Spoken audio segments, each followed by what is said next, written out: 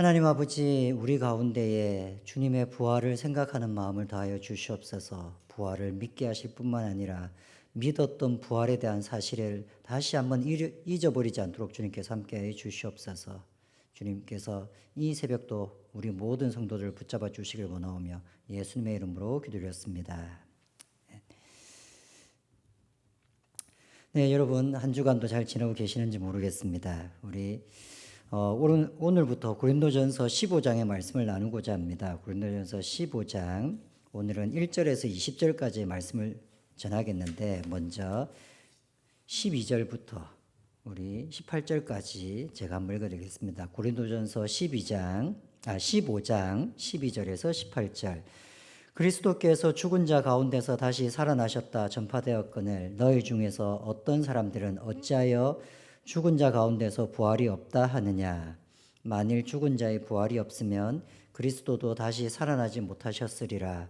그리스도께서 만일 다시 살아나지 못하셨으면 우리가 전파하는 것도 헛것이요 또 너희 믿음도 헛것이며 또 우리가 하나님의 거짓 증인으로 발견되리니 우리가 하나님이 그리스도를 다시 살리셨다고 증언하였습니다.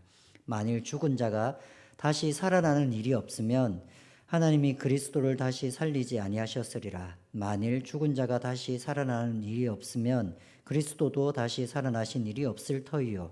그리스도께서 다시 살아나신 일이 없으면 너희의 믿음도 헛되고 너희가 여전히 죄 가운데 있을 것이요 또한 그리스도 안에서 잠자는 자도 망하였으리라.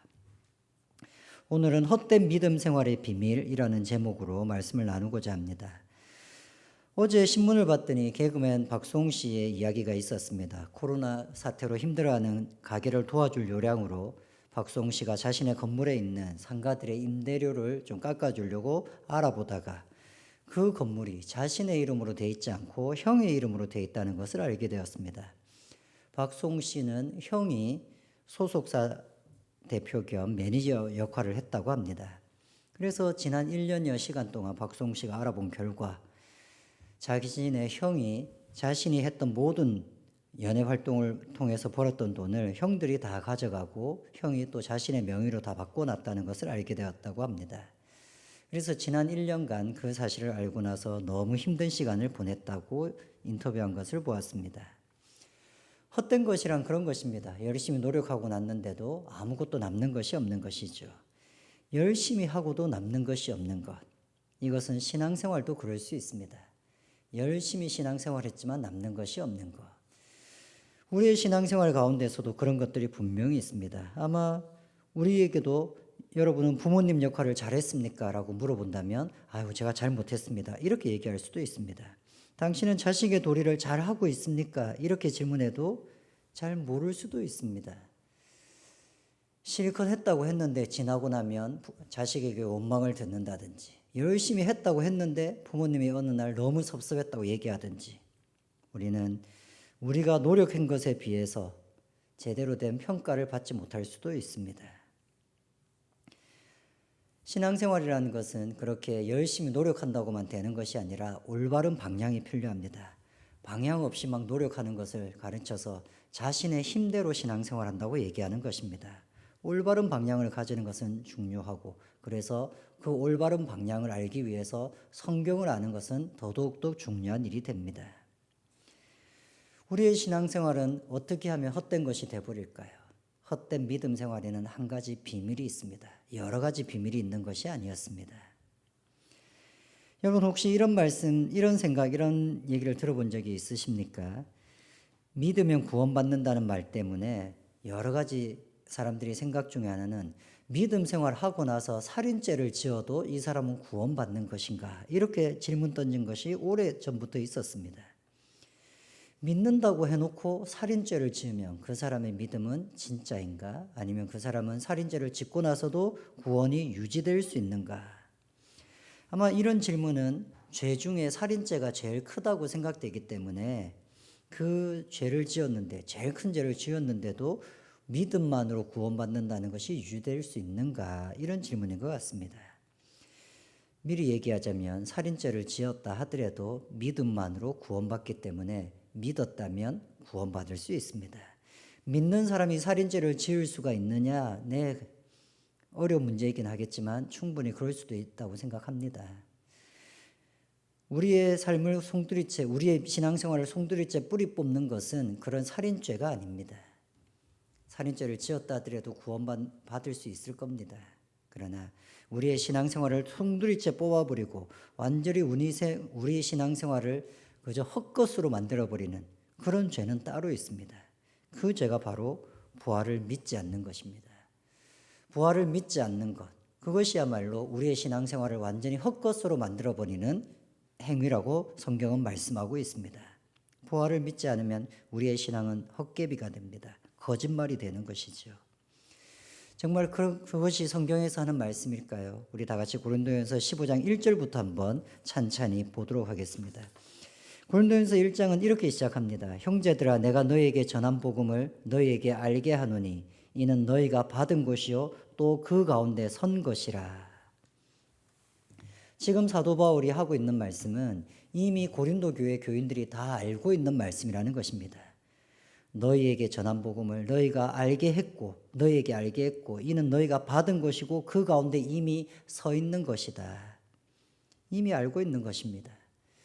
이미 복음을 알고 있고 이미 부활을 받아들였던 그 사람들에게 편지를 쓰면서 15장 한 장은 부활에 관련된 부분을 이야기하고 있습니다.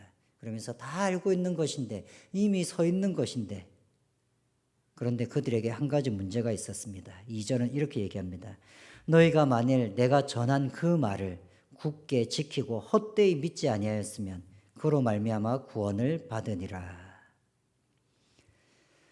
이미 말씀을 잘 전했고 그리고 이미 이 편지를 받는다는 것을 보면 교회 생활도 어느 정도 하고 있다고 보는 것입니다. 그런데 그들에게 문제가 있었다면 사도 바울이 전한 그 말을 굳게 지키지 않았다는 것입니다. 그들은 굳게 지키지 않았습니다. 사도 바울이 전한 말씀을 굳게 지키지 않았기 때문에 헛되이 믿었다고 얘기하는 겁니다. 굳게 지키고 헛되이 믿지 아니하였으면 그로 말미암아 구원을 계속 지켜나갔을 텐데 너희 구원이 이렇게 흔들릴 수가 있는가 이렇게 얘기하는 것이죠. 사도 바울은 그러고 나서 자기가 전한 것이 무엇인지를 아주 간략하게 설명합니다. 3절과 4절입니다. 내가 받은 것을 먼저 너희에게 전하였노니 이는 성경대로 그리스도께서 우리 죄를 위하여 죽으시고 장사 지낸 바 되셨다가 성경대로 사흘 만에 다시 살아나시사. 그가 전한 것은 예수님의 죽으심과 부활이었습니다. 예수님의 죽으심과 부활을 믿지 않았다면 이들은 그리스도인 되지 않았을 겁니다. 맨 처음 예수님을 믿고 맨 처음 교회에 오는 사람들은 다 예수님이 내 죄를 대신하여 죽었다가 살아나셨다는 것, 부활하셨다는 것을 배우게 되고 믿게 됩니다. 그렇기 때문에 교회 생활, 신앙 생활을 시작하게 되는 것이죠. 그런데 그 믿음을 시작하게 했던 그 믿음이 점차 흔들리게 된 것입니다. 그들은 믿음이 점차 흔들렸습니다. 그래서 그렇게 흔들리지 말라고 그 부활에 대한 믿음을 흔들리지 말라고 얘기하는 것입니다. 그러면서 자신이 전했던 이야기가 단지 자신만의 이야기가 아니라 정말 목격자들의 이야기라는 얘기를 합니다. 그래서 5절부터 8절까지는 그 예수님의 부활하신 것을 얼마나 많은 사람들이 보았는지 이렇게 설명합니다. 게바에게 보이시고 후에 12 제자에게와 그 후에 500여 형제에게 일시에 보이셨나니 그 중에 지금까지 대다수는 살아있고 어떤 사람은 잠들었으며 그 후에 야고보에게 보이셨으며 그 후에 모든 사도에게와 맨 나중에 만삭되지 못하여 난 자 같은 내게도 보이셨느니라. 베드로에게 맨 처음 보이셨고 그리고 12 제자에게 보이셨습니다. 그리고 500여 성도에게 일시에 보이셨다는 것. 이런 것들은 성경에 사도행전에 조금씩 나와 있습니다. 그리고 그들의 지금까지 대다수는 살아있고 어떤 사람은 잠들었다고 표현하면서 그 후에 야고보에게도 보이셨다고 얘기합니다. 야고보는 예수님의 형제이며 첫 번째 아들이 예수님이었기 때문에 다 예수님의 동생이겠죠. 야고보는 예수님이 살아생전에 예수님을 따라다닌 사람이 아니었습니다. 오히려 그 형제들과 친족들은 예수님을 미친 사람이라고 생각하기도 했었습니다. 그런데 예수님이 부활하시고 예수님이 자신의 동생 야고보를 찾아가셨고 야고보를 만나게 되고 그러자 야고보는 초대교회의 지도자가 됩니다. 우리가 알고 있는 예루살렘 교회의 담임 목사가 여러 명이었겠지만 그 중에 한 명을 꼽으라고 한다면 야고보였습니다. 그래서 야고보는 12제자 안에 들진 않았지만 그를 가르쳐서 사도라고 부르기도 했습니다. 그 후에 모든 사도라고 할 때는 12제자뿐만 아니라 야고보와 사도 바울과 같은 자들까지 다 포함한 사도를 포함한 단어라고 생각할 수 있습니다. 그 중에 지금까지 대다수는 살아있다고 6절은 얘기하고 있습니다. 이 얘기는 못 믿겠으면 그 사람들에게 물어보면 된다. 그 사람들의 이름을 알려주겠다. 이렇게 얘기하는 것입니다. 그래서 성경을 볼 때에, 복음서를 볼 때에 복음서에 어떤 사람의 이름은 나와 있고 어떤 사람의 이름은 나와 있지 않습니다. 엠마오 마을로 가는 두 제자가 있었는데 그 중에 한 명의 이름은 나와 있고 한 명의 이름은 나와 있지 않습니다. 예수님의 십자가를 지고 간 어떤 사람은 나와 있지만 또 다른 사람은 나와 있지 않습니다. 그래서 왜 어떤 사람은 이름이 적혀 있고 똑같은 제자인데 어떤 사람은 이름이 생략되어 있을까라고 했을 때에 어떤 보컴이라고 하는 학자가 목격자의 증언이라고 하는 성경을 제목을 이 책을 적었습니다. 목격자의 증언이라고 하는 책은 여기에 나와 있는 이름들이 다 목격자였기 때문에, 그리고 생존하고 있는 목격자였기 때문에 복음서를 적고 있는 마태, 마가, 누가, 요한복음을 적고 있는 사람들이 내 얘기가 사실인지 아닌지 못 믿겠으면 이 사람들에게 직접 물어보라는 의미에서 실명을 거론했다고 보는 그런 그런 학문적인 연구가 이 책이었습니다. 이 책은 아마 부활절을 즈음해서 읽어보기에 참 좋은 책일 겁니다. 이 책을 사실 때는 조심하실 게 두 권의 책이 있습니다. 아주 두꺼운 똑같은 제목의 책이 있고 이렇게 아주 얇은 6,000원에 불과한 목격자의 증언이라고 하는 아주 얇은 책이 있습니다. 페이지로 치면 아주 소책자임에도 불구하고 60페이지 정도밖에 되지 않습니다. 아주 두꺼운 책을 적었던 저자가 자신의 책을 아주 얇게 요약해서 적은 책이 바로 이 책입니다. 아마 이 책은 여러분들이 한번 읽어보신다면 참 좋을 것 같습니다. 목격자의 증언 복음서라는 책입니다. 아마 이런 식으로 본 사람도 많고 예수님의 부활에 대해서 증언하는 사람들이 많으니 이 사람들에게 물어봐도 알 수 있을 것이다. 그래서 우리가 읽었던 고린도전서 15장 6절은 그 중에 지금까지 대다수는 살아있고 어떤 사람은 잠들었으며 죽었다는 말씀이죠. 목격자들이 많이 있다고 얘기하는 것입니다. 그리고 자신도 하나님 앞에 그런 은혜를 받아서 목격자가 되었다고 사도는 얘기합니다. 그래서 9절에 나는 사도 중에 가장 작은 자라 나는 하나님의 교회를 박해하였으므로 사도라 칭함을 받기를 감당하지 못할 자니라. 자기가 예수님을 믿는 자들을 박해했기 때문에 사도가 될 수 없지만 10절에 그러나 내가 나된 것은 이렇게 사도가 된 것은 하나님의 은혜로 된 것이니 내게 주신 그의 은혜가 헛되지 아니하여 내가 모든 사도보다 더 많이 수고하였으나 내가 한 것이 아니요 오직 나와 함께 하신 하나님의 은혜로라. 그러므로 나나 그들이나 이같이 전파하네 너희도 이같이 믿었느니라. 예수님의 죽으심과 부활을 이같이 나도 전파했을 때 너희가 이 말씀을 그대로 믿었다라고 얘기합니다. 이미 믿었던 사람들이 왜 부활에 대해서 혼란스러운 마음을 가지게 되었을까요? 그 이유가 12절에 나옵니다. 12절에 보면 서신서를 읽을 때에 이 사람들이 어떤 부분에 대해서 야단을 맞고 있는가를 보면 이 사람들의 믿음을 좀 쉽게 알 수 있죠. 그들이 야단 맞는 것. 사도 바울이 어떻게 보면 책망하면서 고치라고 얘기하는 구절이 12절입니다. 그리스도께서 죽은 자 가운데서 다시 살아나셨다 전파되었거늘 너희 중에서 어떤 사람들은 어찌하여 죽은 자 가운데서 부활이 없다 하느냐. 이것이 고린도전서 15장을 이해하는 키가 되는 질문이기도 합니다. 사람들은 이렇게 질문한 것입니다. 어떻게 죽은 자 가운데서 부활이 있을 수 있느냐. 이들은 불신자 가운데서 이런 질문이 나온 것이 아닙니다. 이미 예수님을 믿고 있고 그래서 신앙생활을 하고 있던 사람들이 신앙생활을 하다 보니 마음속에 이런 생각이 생긴 겁니다. 어떻게 죽은 사람이 살아날 수 있겠는가? 아마 예수님은 진짜 사람이 아니었을 수도 있을 거야. 또 어떤 사람은 아니야, 잘못 본 걸 수도 있을 거야. 진짜 어떻게 죽은 사람이 살아날 수 있겠는가? 이런 질문들이 고린도 교회에 어떤 사람들에게 생겨났던 것 같습니다. 모든 사람들이 이렇게 믿은 것은 아닐 것입니다. 그러나 몇몇의 마음 가운데는 진짜 죽었던 사람이 살아날 수 있는가? 그런 얘기가 나오게 되고 그것이 어떤 사람들에게는 큰 영향력을 끼치게 되었던 것입니다.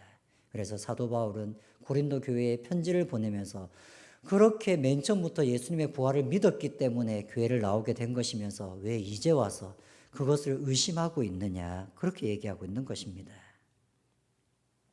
이제 그러면서 13절부터 18절까지는 아주 격정적인 마음으로 아주 답답한 마음을 하소연하듯이 그렇게 책망하는 마음처럼 그렇게 편지를 씁니다. 부활을 믿지 못한다면 모든 것이 헛것이 된다는 말씀을 하는 것입니다. 그래서 13절부터 이렇게 말씀합니다. 만일 죽은 자의 부활이 없으면 그리스도도 다시 살아나지 못하셨으리라. 당연하지 않겠습니까? 예수 그리스도는 확실하게 사람이었는데 그리고 죽은 것이 확실했는데 죽은 자가 산다는 이런 일은 있을 수가 없다고 생각한다면 예수님의 부활은 있을 수가 없는 일이지 않겠습니까? 그래서 14절 그런 믿음대로 그리스도께서 만일 다시 살아나지 못했다면 우리가 전파한 것도 헛것이요 너희 믿음도 헛것이며 예수 그리스도의 부활이 없었다라고 생각하는 사람이라면 우리가 믿는 것이 다 헛것이 되는 것입니다. 그리고 그뿐만 아니라 15절 또 우리가 하나님의 거짓 증인으로 발견되리니 우리가 하나님이 그리스도를 다시 살리셨다고 증언하였음이라. 거짓 것만 믿고 우리가 허무한 것을 믿었던 것으로 끝나는 것이 아니라 우리가 하나님 앞에 거짓말장이, 거짓 선지자가 된다고 말하고 있는 것입니다. 당연하지 않습니까? 하나님이 예수님을 살리셨다고 얘기했는데 그것이 거짓이라면 그것을 전하는 자는 다 거짓말장이가 되는 것이 아니겠습니까? 만일이라는 단어를 다시 씁니다. 했던 말을 거의 반복적으로 합니다. 화가 나서 했던 말을 또 하듯이 어처구니가 없어서 했던 말을 또 하듯이 사도 바울은 또다시 반복합니다. 만일 죽은 자가 다시 살아나는 일이 없으면 하나님이 그리스도를 다시 살리지 아니하셨으리라. 만일 죽은 자가 다시 살아나는 일이 없으면 그리스도도 다시 살아나는 일이 없었을 터이요. 그리스도께서 다시 살아나신 일이 없으면 너희의 믿음도 헛되고 너희가 여전히 죄 가운데 있을 것이요 또한 그리스도 안에서 잠자는 자도 망하였으리니 예수님을 믿고 부활의 확신을 가지고 죽었는데 그들도 이것이 다 거짓 것이 되기 때문에 다 망해버린 것이라고 다 헛것이 된 것이라고 그렇게 얘기하고 있는 것입니다. 부활을 믿지 못하면 모든 것이 헛것이 됩니다. 당연하지 않습니까? 예수님께서 내 죄를 위하여 죽으시고 다시 부활하셨다는 것을 믿는 것이 우리의 기독교인의 신앙인데 그런데 죽었던 사람이 어떻게 살아날 수 있지? 이렇게 생각한다면 우리의 모든 믿음 생활은 헛것이 됩니다. 우리는 헌금 생활 잘하고 교회 생활 잘하고 하나님을 열심히 붙잡고 내가 믿음을 흐트러뜨리지 않고 하나님이 내 삶을 도와주신다라고 꼭 붙잡고 있으면 믿음 생활을 잘하는 것이라고 생각합니다. 어려움이 닥쳤을 때 불평이 올라오고 어려움이 닥쳤을 때 걱정이 너무 심해져서 하나님을 믿지 못하면 내 믿음 생활은 엉망이다라고 생각합니다. 네, 물론 그런 것도 있겠지만 더 본질적인 신앙생활은 예수님의 부활을 놓치지 않는 것입니다. 고린도전서 15장은 그것에서 시작을 합니다. 어떻게 예수님의 부활을 믿지 않을 수 있냐고. 그것을 불신자들에게 얘기하는 것이 아닙니다. 이미 신앙생활을 하고 있는 자들에게 그들에게 예수님의 부활을 믿으면서 신앙생활을 했으면서 이제 와서 왜 그것을 놓치고 있냐고. 그것을 놓치게 되면 우리의 신앙생활 모든 것이 헛것이 된다고. 절대 그것은 놓쳐서는 안 된다고. 이것이 우리 신앙생활의 비밀입니다. 헛된 신앙생활을 하지 않으려면 예수님의 부활을 꼭 붙잡고 있어야 됩니다. 그것에 대한 의심도 없어야 되고 그것을 날마다 기억할 수 있어야 됩니다. 헛된 믿음 생활의 비밀은 바로 예수님의 부활에 대해서 믿지 않는 것, 예수님의 부활에 대해서 의심하는 마음이 생긴 것, 그리고 예수님의 부활에 대해서 아무런 생각도 가지지 않는 것, 그것이 헛된 믿음 생활의 비밀입니다. 여러분, 고난주간, 우리는 예수님의 부활을 기념하는 고난주간을 보내는 것입니다. 부활을 더 뜻있게 보내기 위해서 고난에 대해서 생각하는 것이지, 부활이 없었다면 고난이 무슨 의미가 있겠습니까? 모든 것을 놓쳐버리면 안 됩니다.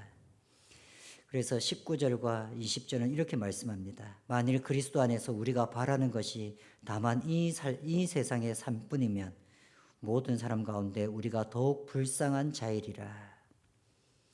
이 땅에 살면서 주님의 도우심을 받는 것, 그것만이 우리 신앙생활의 모든 것이라고 생각하는 사람을 가르쳐서 사도 바울은 심히 불쌍한 자라고 얘기합니다. 우리는 신앙생활의 유익이 거기에 있다고 생각합니다. 예수님이 도와주시고, 예수님이 우리를 앞길을 인도해 주시고, 우리의 가는 길을 도와주신다는 것, 이것만 해도 얼마나 좋으냐, 이렇게 얘기하는 것입니다. 그런데 사도 바울은 그것만 바라고 신앙생활을 하는 사람은 너무너무 불쌍한 사람이라고 생각합니다. 여러분, 내 생각과 성경의 생각이 조금 안 맞을 때는 성경의 생각을 따라가야 됩니다. 그저 우리의 생각에는 이 땅에서 주님의 도우심을 받고 사는 것, 그것만큼 좋은 게 어디 있을까라고 생각할 수 있겠지만 성경은 그렇게 말씀하지 않습니다. 성경은 그것만 바라보고 사는 사람은 불쌍한 사람이라고. 그래서 20절은 이렇게 말씀합니다. 그러나 이제 그리스도께서 죽은 자 가운데서 다시 살아나사 잠자는 자들의 첫 열매가 되셨도다. 부활하셨고, 그래서 그 부활하신 예수님이 우리의 앞서서 부활의 첫 열매가 되셨고, 그래서 우리도 따라서 부활할 사람이 될 것이라고, 우리에게도 부활이 적용된다고 이렇게 말씀하시는 것입니다. 우리는 이 땅만 살다가 가는 사람들이 아닙니다. 우리도 주님처럼 부활하게 된다는 것이 이제 고린도전서 15장에 계속 이어지는 큰 주제가 됩니다. 예수님의 부활을 믿으라고, 우리도 예수님처럼 부활하게 될 것이라고. 헛된 믿음 생활하지 않고 정말로 부활을 꼭 붙잡고 살아가는 신앙생활 되시길 바랍니다. 우리의 신앙생활에서 제일 중요한 것은 예수님의 부활을 믿는 것입니다. 우리 같이 함께 기도하시겠습니다. 하나님 아버지, 예수님의 부활을 다시 한번 생각해 봅니다. 이것을 놓쳐버리면 헛된 신앙생활이 되고 다 망해버리는 신앙생활이 된다고 말씀하십니다. 저와 우리 모든 꿈꾸는 교회 성도들이 정말로 헛된 신앙생활 하지 않고 부활을 꼭 붙잡으면서 우리의 영과 육이 살아나는 하나님의 앞에서 열매 맺는 귀한 신앙생활을 할 수 있도록 주의 인도하여 주시옵소서. 또 고난주간 하나님 앞에 기도함으로 나가기로 결심한 모든 자들 위해 주님의 은혜를 다하여 주시옵소서. 감사를 드리오며 예수님의 이름으로 기도드렸습니다.